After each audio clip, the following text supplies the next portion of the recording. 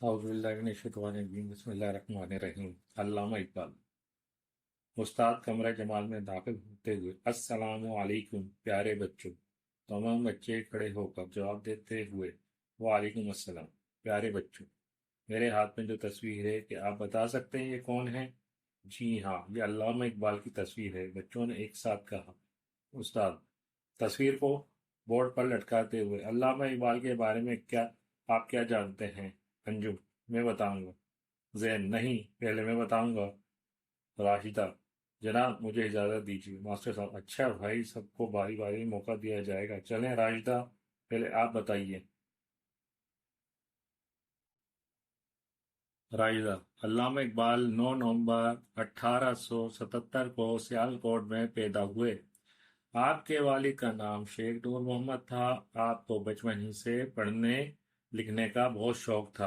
आप अपने माँ बाप और उस्तादों का बहुत अदब करते थे। रोजाना कुरान पाक की तिलावत करते।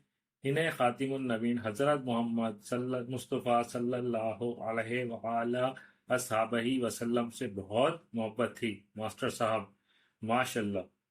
राजिदा ने तो बड़े काम की बात बताई है, शाबाश। जैन, आप क्या बताना चाह रहे हैं? जैन, जनाब मैं अल्लामा इकबाल की तालीम के बारे में कुछ बताऊंगा।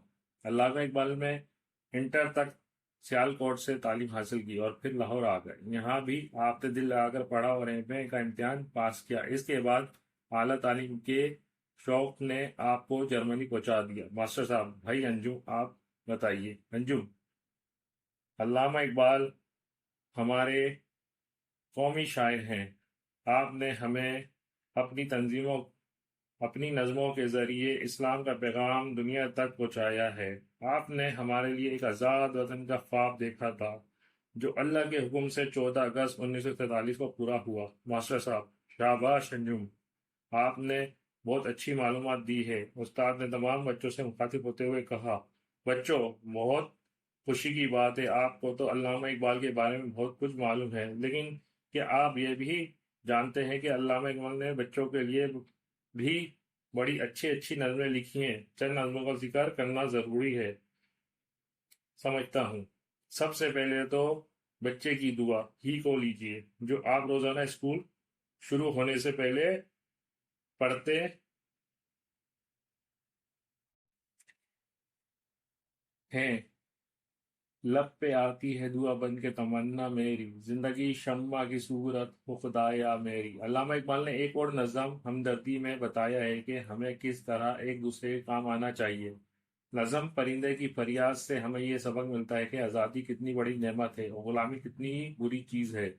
इसी तरह नज़म एक और मकड़ा और मक्खी में बताया है कि अगर समझदारी से काम लिया जाए तो हम धोखे और फरेब से बच सकते हैं।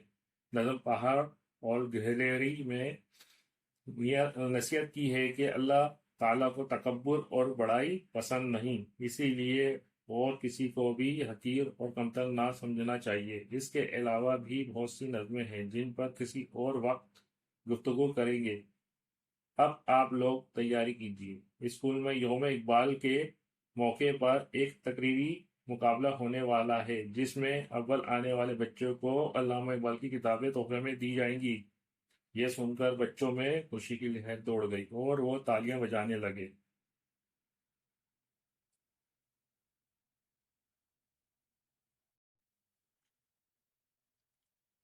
नज़म हमदर्दी से हमें क्या सबक मिलता है? जवाब, नज़म हमदर्दी से हमें यह सबक मिलता है कि हमें हमेशा दूसरों की मदद या काम आना चाहिए। खाली जगह को दोस्त अल्फाज से पुर कीजिए। आलिफ, अल्लामा इकबाल हमारे कौमी शायर हैं। बे, अल्लामा इकबाल ने बच्चों के लिए अच्छी अच्छी नज़में लिखी। जी, अल्लामा इकबाल आला तालीम के लिए जर्मनी गए।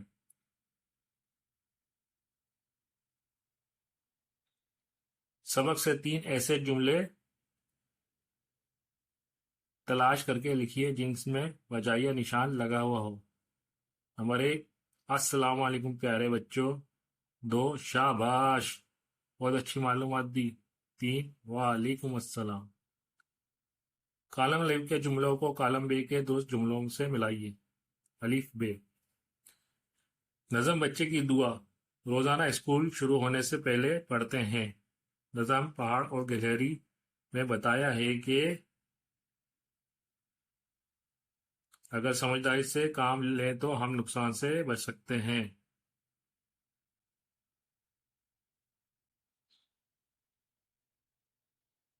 کسی کو بھی حقیر اور کمتر نہیں سمجھنا چاہیے۔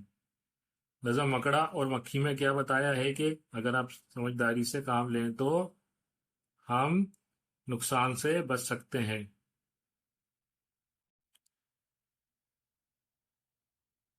درج معمے میں نام تلاش کریں گے، جیسے کاف لام میم قلم، نون یہ لام نیل، نون الف کاف ناک، تے الف بے بات، عین لام میم علم، چے الف نون دال چاند، تے الف رے بڑیے تارے۔